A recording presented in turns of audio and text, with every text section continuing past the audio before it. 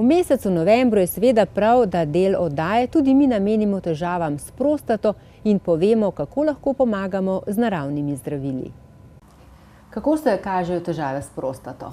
No, največkrat se kažejo kot težave z uriniranjem, kjer povečana prostata ali pa vneta prostata lahko povzroča te težave, ki jih opazimo predvsem kot neprijetno nočno vstajanje in uriniranje.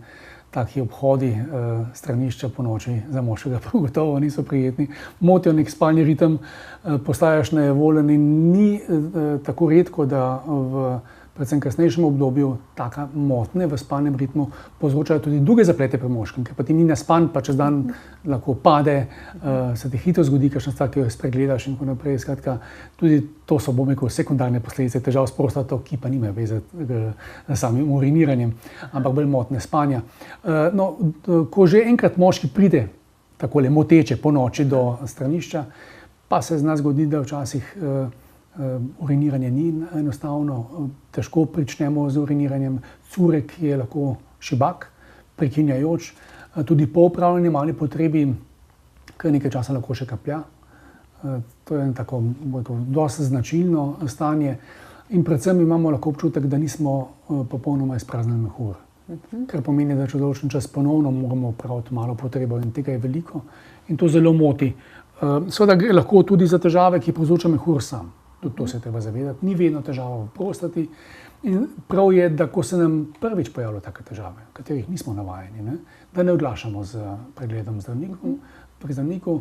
Zdravnik nam bo izvedel s to ustrezno preiskavo, ker treba tudi otipu prostato, kar je mogoče malo neprijetno, ampak kljub vsemu prav, da to naredi. Kajti večinoma gre za nenevarne težave, gre pa v določenem odstotku lahko tudi za rakave spremembe, ki se lahko v smislu teh simptomov, ki sem jih prej opisal, kažejo enako.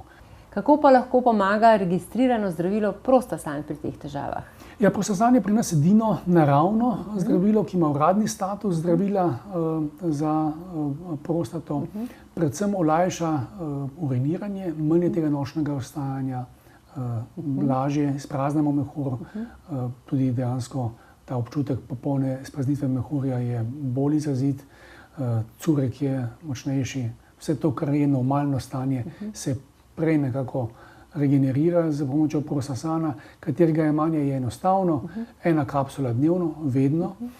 Dejstvo pa je, da je Prostasan zdravilo, ki je namenjeno tudi daljšemu jemanju, tudi tega se bo v zaključku dotaknila, in kar je pomembno, ne moti spolne funkcije moškega. To je tako pomembno dejstvo.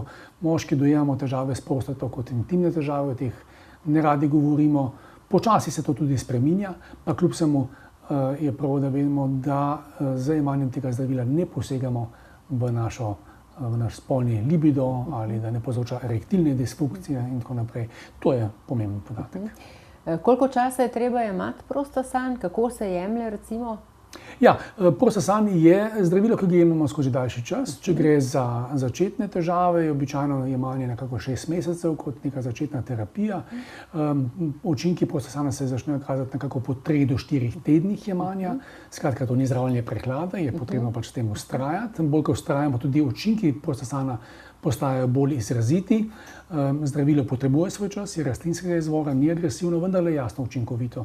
Če pa so težave s prostato zmirne, stalne, že dolgo časa prisotne, niso pa tako težke, da bi bil potreben nek operativni poseg ali podobno, skratka pod nadzorom, takrat pa je Prostasan primeren za daljše jemanje. Skratka, tu smo recimo v eni od nedavnih kliničnih raziskav v Sloveniji s pomočjo slovenskih urologov pokazali recimo varno in učinkovito jemanje tudi 2 leti, kjer so bili učinki izrazitejši in ta del jemanja potem je lahko tudi daljši, če je tako potrebno, in predvsem, če zdravilo Prostasan dobro prenašamo.